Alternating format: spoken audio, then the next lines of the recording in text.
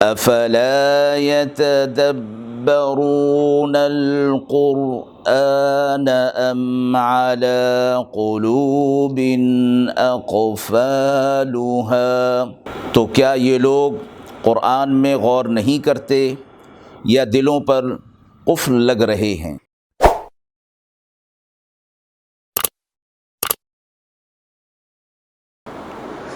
بسم اللہ الرحمن الرحیم۔ السلام علیکم ورحمۃ اللہ وبرکاتہ۔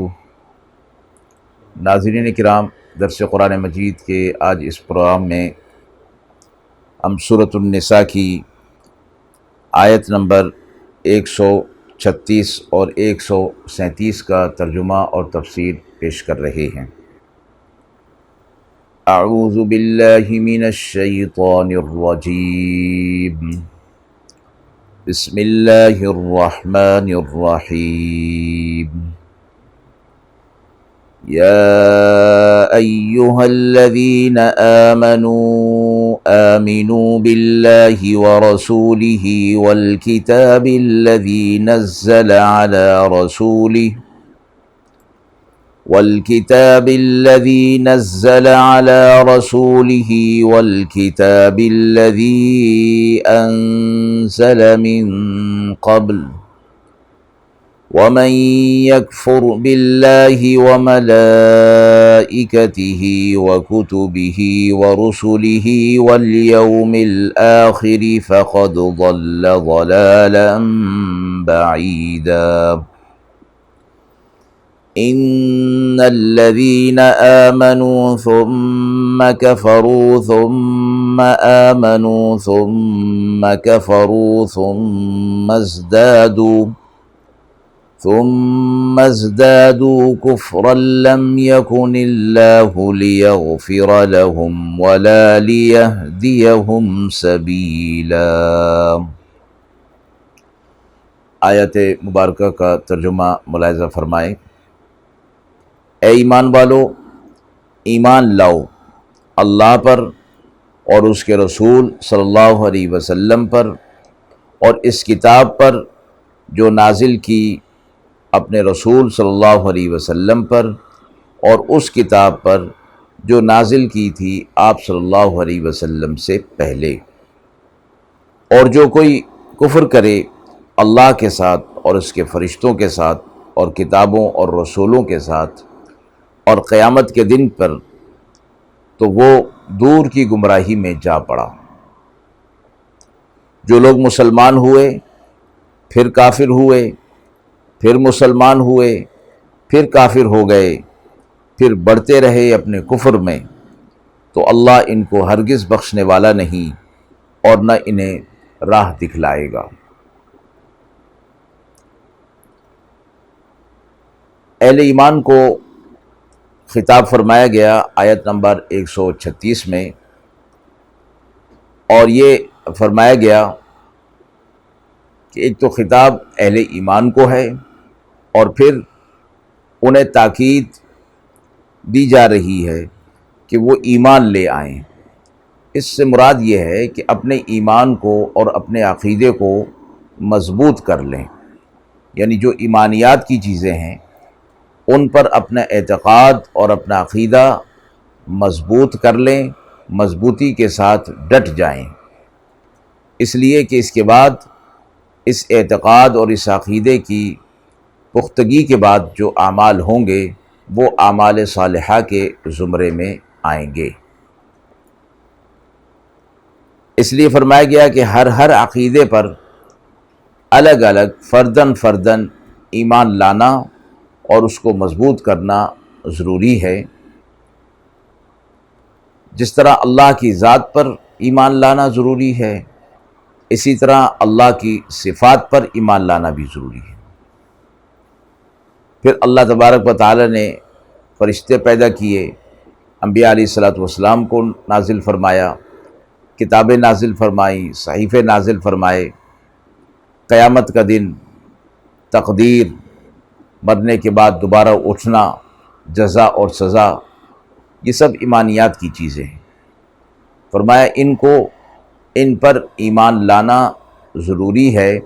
اور ان میں سے کسی ایک کا انکار بھی دائرہ اسلام سے خارج کر دیتا ہے۔ تو اہل ایمان کو کہا گیا کہ اللہ پر ایمان لے آئیں، رسول اللہ صلی اللہ علیہ وسلم پر، اور آپ صلی اللہ علیہ وسلم پر جو کتاب نازل کی، یعنی قرآن مجید جو آخری کتاب ہے اور شریعت کا منبع اور ماخذ ہے، اس پر اپنے اعتقاد کو مضبوط کر لیں، اور آپ صلی اللہ علیہ وسلم سے پہلے جتنی کتابیں نازل ہوئیں یا صحیفے نازل ہوئے ان پر بھی ایمان لانا ضروری ہے۔ ان پر صرف ایمان کی حد تک یقین رکھنا ہے، یعنی وہ ساری کتابیں، وہ سارے صحائف باعتبار نزول کے برحق تھے، اللہ کی طرف سے وہ نازل کیے ہوئے تھے۔ البتہ اب آخر میں قرآن مجید اور شریعت محمدی صلی اللہ علیہ وسلم نے آ کر پچھلے تمام شرائع کو اور پچھلی تمام کتابوں کو منسوخ کر دیا ہے، تو ان پر ہمارا ایمان نزول کے اعتبار سے ہے، اور عمل کے اعتبار سے ہمارا ان پر ایمان نہیں، عمل ہمارا اس آخری کتاب پر ہی ہوگا۔ آگے فرمایا جو کوئی بھی انکار کر دے اللہ کا، ملائکہ کا، کتابوں کا، رسولوں کا اور یوم آخرت کا، تو فرمایا کہ وہ ایمانیات کی چیزیں ساری ہیں ان کا انکار کر دیا تو گمراہی میں پڑ گیا، دور کی گمراہی میں چلا گیا۔ اگلی آیت میں فرمایا کہ جو لوگ مسلمان ہوئے پھر کافر ہوئے پھر مسلمان ہوئے پھر کافر ہوئے، میں کہ یہ کن لوگوں کے بارے میں؟ بعض مفسرین فرماتے ہیں کہ یہ آیت یہود کے لیے نازل ہوئی کہ یہود موسیٰ علیہ السلام پر ایمان لے آئے تھے، پھر بچڑے کی پوجا میں لگ گئے تو کفر میں آ گئے، پھر اس سے توبہ کر لی، پھر مسلمان ہو گئے، یہاں تک کہ پھر حضرت عیسیٰ علیہ السلام تشریف لائے تو ان کی نبوت و رسالت کا انکار کر دیا تو پھر کافر ہو گئے، پھر رسول اللہ صلی اللہ علیہ وسلم آ گئے تو یہود بھی اور نصارہ جو اس وقت موجود تھے انہوں نے آپ صلی اللہ علیہ وسلم کی نبوت و رسالت کا انکار کیا تو وہ پھر کافر ہو گئے اور کفر میں آگے بڑھ گئے۔ تو فرمایا کہ ایسے لوگ اللہ رب العزت ان کی مغفرت نہیں فرمائے گا، اس لیے کہ یہ لوگ بار بار ایمان لاتے رہے اور بار بار مرتد ہوتے رہے، اور حق کو سمجھتے ہوئے بھی یہ حق پر قائم نہیں رہے بلکہ پھر مرتد ہو جاتے تھے۔ تو فرمایا لم یکن اللہ لیغفر لہم، اللہ ان کی مغفرت نہیں فرمائے گا، اور اس مغفرت سے مراد یہ ہے کہ انہیں ہدایت نہیں دے گا، جیسے اگلی آیت کے حصے میں فرمایا ولا لیہدیہم سبیلا، اور نہ انہیں ہدایت کا راستہ دکھائے گا۔ ایک عام دستور جو قرآن و سنت کی نصوص قطعیہ سے ثابت ہے کہ دنیا میں زندگی میں رہتے ہوئے کوئی کیسا ہی کافر ہو، مشرک ہو، مرتد ہو، منافق ہو، اگر وہ اپنی زندگی میں سچی اور پکی توبہ کر لیتا ہے تو اس کے پچھلے سارے گناہ معاف ہو جاتے ہیں، اس لیے کہ اسلام لانا ہی پچھلے تمام سارے گناہوں کی معافی کا باعث بن جاتا ہے۔ تو جو مرتد ہے وہ اسلام سے باہر ہے، جو منافق ہے، مشرک ہے، کافر ہے، وہ اسلام سے باہر ہے۔ جب اسلام میں داخل ہوگا تو پھر اس کے پچھلے سارے گناہ معاف ہو جائیں گے۔ تو یہ لوگ بھی، جو لوگ اس طرح کر رہے ہیں، منافقت کر رہے ہیں یا کفر میں پڑے ہوئے ہیں، اگر پکی توبہ کر لیتے ہیں تو معافی کا یہ قانون بھی ان کے لیے ہے، ان کے بھی سارے گناہ معاف ہو جائیں گے۔ وآخر دعوانا ان الحمد للہ رب العالمین۔